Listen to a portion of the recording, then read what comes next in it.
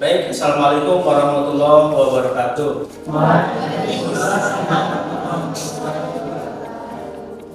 Kita bertemu lagi di mata kuliah Desain Komunikasi Visual. Kuliah setelah kita pertemuan pertama, pertemuan kedua, dan sekarang pertemuan ketiga. Di pertemuan ketiga ini kita akan membahas tentang visual attention. Tapi sebelum kita masuk ke materi visual attention, kita mengingatkan materi-materi yang kemarin terkait dengan unsur pokok sebuah desain komunikasi visual. Jadi desain komunikasi visual ini, kalau kita ingin membuat flyer, membuat spanduk yang berdimensi, baik itu yang kemudian yang 3 dimensi ataupun yang audio visual, maka unsur pokok penyusunnya itu nggak jauh-jauh. 1, titik, 2, garis, 3, bidang, ada ruang, ada kemudian ada jarak, ada fokus. Itu yang menjadi unsur pokok. Jadi setiap gambar, setiap itu pasti ada titik, ada garis, ada ruang tuh, dan ada bidang tuh mau segi 4, mau bulatan, mau segi 3, bidang. Ada irama, ada warna yang akan menjadi membuat sebuah produk desain komunikasi visual itu menjadi lebih punya rasa. Oke, itu yang setelah kemarin kita bahas. Kita lanjut ke materi yang ketiga adalah visual attention. Kenapa kemudian kita membahas ini? Ini juga harus dipakai ketika nanti kita membuat sebuah produk desain komunikasi visual. Karena apa? Karena ini menjadi penting visual attention itu. Salah satu yang kemudian ketika kita merancang visual attention-nya di mana? Visual attention-nya di mana? Manfaat dari materi ini adalah bagaimana kita nanti ketika membuat produk itu tidak produk yang sia-sia, yang pesannya tidak sampai.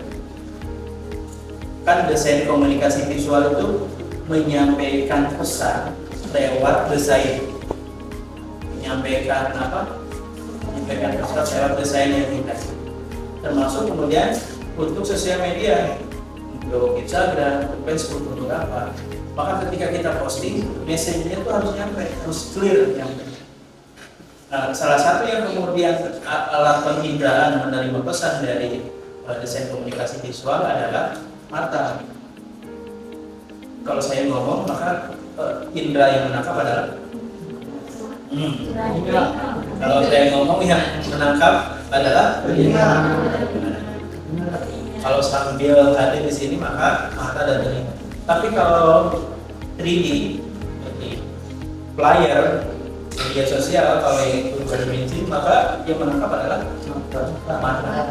Maka kemudian butuh yang namanya namanya sebuah proses visual attention itu adalah, yang pertama adalah sebuah proses di mana otak manusia memutuskan bagian mana dari sebuah gambar yang dinilai penting dan perlu. Jadi ketika kemudian kita melihat satu hal, maka kemudian otak itu akan memutuskan, oh ini nih yang saya perhatikan, oh ini fokus saya. Paham nggak? Kan dari seluruh misalkan ada satu gambar yang kita lihat, kan nggak mungkin semua kemudian kita keliling lihat dari sudut itu. Pasti ada satu titik, pasti ada satu bagian yang menjadi fokus. Oke? Paham nggak? Itu visual attention. Jadi otak kita nanti akan memilah, oh ini fokus saya, oh ini saya. Dan keputusan itu bukan hanya dari otak kita, tapi keputusan itu bagaimana rancangan dari apa yang kemudian kita lihat. Otak manusia akan memutuskan bagaimana dari sebuah gambar yang bisa dihilangkan atau yang difokuskan. Jadi ada gambar yang oh ini nggak penting, oh ini yang saya akan hilang. Yang kedua, yang kedua,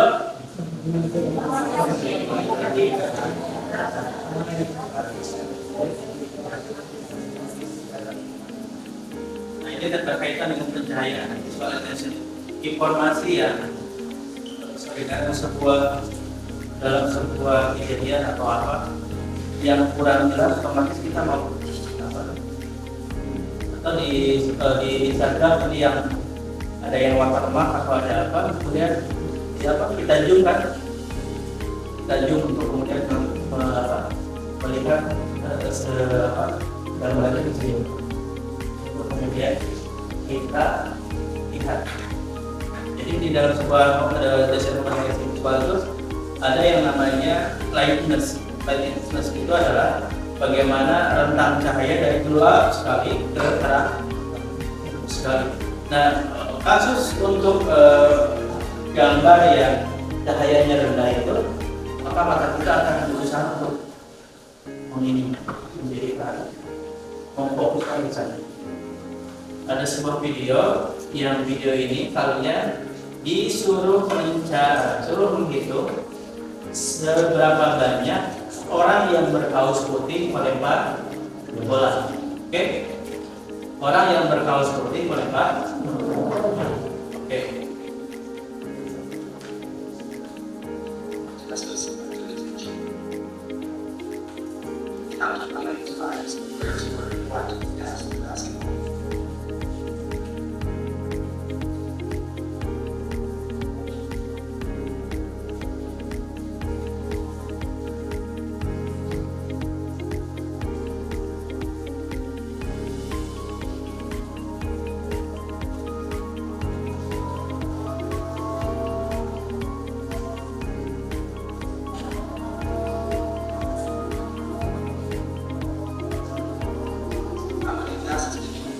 Oke, sudah lihat? Berapa banyak orang yang berkaus putih melempar bola? 8 9 13 14 15 8 12 13 14 15. Ada lagi yang lain? 12. Nah, 10. Jangan 2 kali. Yang betul berapa? 12.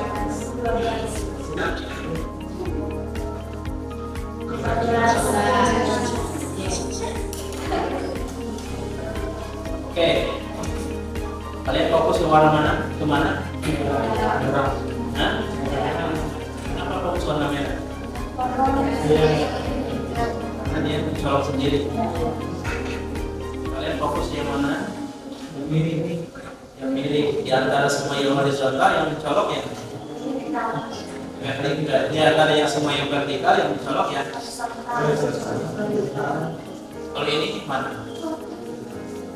Ada yang vertikal, ada yang horizontal, ada yang biru.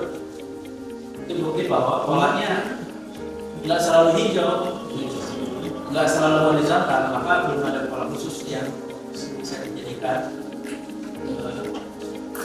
dasar bagaimana kemudian mata kita bekerja. Yang selanjutnya di dalam atensi itu ada yang namanya saliensi. Apa itu saliensi? Saliensi adalah upaya untuk menentukan region mana dari sebuah gambar yang paling mencolok. Ini kerja otak ya? Dan kemudian saliensi ini adalah sebuah proses yang mencoba menunjukkan persepsi visual manusia. Jadi, kemudian selanjutnya ketika ada scene baru, kalau di Instagram itu ada feed baru atau ada gambar baru datang kita, mata ini kemudian akan memproses dari mulai low level proses. Jadi mendrive gerakan mata dari yang redup, mata itu redup bergerak ke yang terang. Otak akan berusaha mencari dan menentukan bagian mana yang difokuskan oleh mata. Oke, kalian fokus di mana? SBP 30%. Ini salah satu atensi mata kita. Kenapa? Tulisannya paling besar tadi, warnanya tidak umum dengan background. Iya kan? Backgroundnya abu, apa? Ini memang tujuan dari si Shopee ini, salah satu iklan playernya itu. Tujuan dari Shopee ini adalah menyampaikan pesan pada para ibu-ibu sering shopping gitu. Ada cashback 30% loh. Pesan cashback 30% ini yang ingin nyampe gitu. Agar clear di benak, oh Shopee ada 30%. Nah, salah satu kemudian kalau kita nanti buat kalau kita nanti buat sebuah produk flyer kan, spanduk kan, maka tentukan dulu pesan utamanya apa. Oke, setelah ditentukan pesan utamanya apa, atensi visual nanti pakai apa? Mau pakai warna, mau pakai bentuk yang beda sendiri. Itu kalau grafis ya. Kalau kemudian secara langsung, kalian pernah nggak lewat ke tokonya handphone Vivo? Pernah nggak jalan-jalan ke toko handphone Vivo atau Oppo kan dia di kafe? Ya. Kemudian di jalannya ada patung yang sama di sebelah. Ya kan? Itu untuk apa? Attention. Salah satu mempengaruhi atensi mata kita adalah gerakan. Dan pasien itu sebelah. Untuk apa? Untuk atensi kita kembali, oh ada toko Vivo, oh ada Oppo. Atau di toko Cina ada kucing ya, kucing emas tuh. Itu bukan atensi, itu percaya. Sebelah lagi kan kucing. Di sini, di sini. Itu bukan attention dong. Semacam ada kepercayaan. Ini jelas kan? Attention visualnya di mana? Bentuknya paling besar sendiri, warnanya mencolok juga dibanding dengan background ini. Ini abu, message-nya memang ini. Message berbeda dengan lukisan abstrak. Berbeda dengan lukisan abstrak.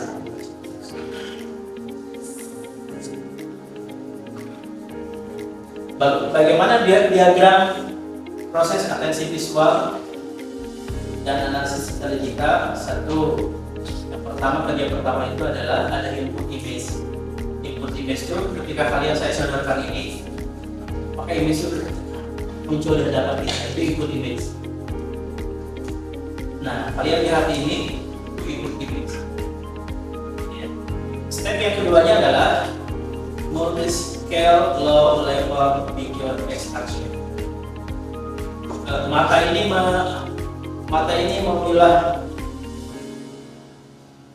memilah dari apa? Colors, dari warna. Nah, yang tadi itu merah ada inclusive satu, dia apa? Dia fokusnya ke hijau. Intensitas ini berkaitan dengan cahaya. Ada yang paling gelap, ada yang paling terang. Nanti kalau diterang semua, ada gelap sendiri, itu menjadi fokus. Atau kita lebih senang melihat yang terang, atau di antara terang semua ada yang gelapnya, maka itu jadi fokus juga. Orientasi apa? Nah, bukan. Orientasi itu kayak tadi tulisan 30 miring. Orientasi apakah mau divertikalkan, apakah mau diapakan, orientasi dari segitiganya. Kalau misalkan ada segitiga ya, segitiganya mau dimiringkan mau diapa itu orientasi. Si bulatannya mau bulatnya segede apa, mau ditaruh di pinggir mau diapa, itu orientasi. Dan yang lain menjadi fokus, yang menjadi fokus mata kita. Jadi dalam komunikasi itu ada atensi itu fokus perhatian. Salah satunya warna, gerakan, orientasi, pencahayaan menjadi atensi. Kita fokus kepada. Kalau sudah ditentukan fokusnya apa, maka kemudian pesannya akan dibaca. Tergantung nanti pesannya clear atau tidak. Ada banyak juga pesan yang ambigu. Pesan yang ambigu. Contoh pesan ambigu itu kayak kata berikut. Mayat dilangkahi kucing hidup. Artinya apa? Mayat dilangkahi kucing hidup. Yang ada di benak kita adalah ada mayat yang terkapar sudah tidak bernyawa dilangkahi kucing, mayatnya hidup. Bayangkan gitu kan? Padahal asli katanya mayat dilangkahi kucing hidup. Kucing hidup yang melangkahi, bukan mayat yang hidup lagi begitu. Nah, pesannya itu harus clear, nggak boleh kemudian ambigu. Jadi kita takut kalau ada yang meninggal kemudian ada kucing. Kita takut kalau dia melangkahi mayat hidup lagi. Ya gitu kan? Karena itu jadi mitos ya di kita. Kalau begitu, kalau hidup lagi ada orang saudara kita yang meninggal dan kita belum merah, suruh kucing melangkah hidup lagi. Ini masalahnya hidupnya gitu. Oke. Kemudian center, surround, difference, and spatial of attention. Mata akan membelah. Jadi attention, mata kemudian akan membelah ini pesan di mana? Saliensi tadi, winner itu jadi fokusnya di sini. Saliensi dipilah, kemudian mata kita nih kemana sampai ketemu sama satu titik disebut dengan winner itu. Oh, ini fokus terakhir. Oke, bingung? Atau paham? Ada pertanyaan? Silakan. Yang saya hormati Ustadz dan teman-teman sekalian yang saya banggakan, langsung saja Ustadz menyangkut dengan visual attention. Yang tadi dijelaskan oleh Ustadz, yaitu yang bisa kita gunakan untuk meningkatkan visual attention itu kan salah satunya adalah warna ataupun tulisan. Tapi Ustadz, kalau apakah ada sesuatu yang baru yang bisa digunakan untuk meningkatkan visual attention itu Ustadz, selain warna dan itu tulisan, agar ya visual attention ya ketika kita membuat sebuah flyer atau ya pokoknya itu deh Ustadz, itu bagaimana supaya kita bisa meningkatkan agar flyer itu terlihat lebih menarik selain tulisan atau warna tersebut. Agar meningkatkan visual attention selain warna dan apa tadi? Tulisan. Selain warna dan font gitu ya? Iya. Itu bisa jadi di ukuran dia lebih besar sendiri, bisa jadi menjadi visual attention tersendiri. Ukuran hurufnya dibesarkan. Nah ini 30%nya dibesarkan sendiri ukuran. Untuk kalau flyer, kalau desain grafis itu ukuran, di warna, di bidang itu kayak kalian memasukkan bentuk lingkaran, bentuk segitiga, bentuk apa, tapi nggak biasa gitu disimpan. Itu juga menjadi attention. Jadi perhatikan. Kalau di audiovisual lewat gerakan, lewat suara, gerakan. Makanya di TikTok sering sekali video pembukanya itu gerakan yang nggak jelas. Iya kan? Kameranya itu untuk apa? Atensi. Ngapain sih? Yang kedua, musik. Menjering di awal gitu. Atau musik yang sudah menjadi musik kesukaan sama-sama, menjadi viral gitu, lagi disenengin bareng-bareng, maka dia akan menjadi atensi juga gitu ya. Jadi selain warna dan tulisan, bentuk sama ukuran. Kalau di audiovisual, gerakan, musik, suara, jadi apa? Attention, meningkatkan attention sebuah produk. Oke, tidak ada pertanyaan lagi. Saya kira ini mahasiswa hadir semua ya. Hanya kemudian di awal saya tidak absen. Mudah-mudahan pertemuan ini ya dipahami sedemikian rupa sehingga menjadi landasan ketika nanti kita ada proyek membuat flyer, proyek membuat video dakwah, desain grafis dakwah, gitu ya. Nanti penilaiannya akan berbasis proyek,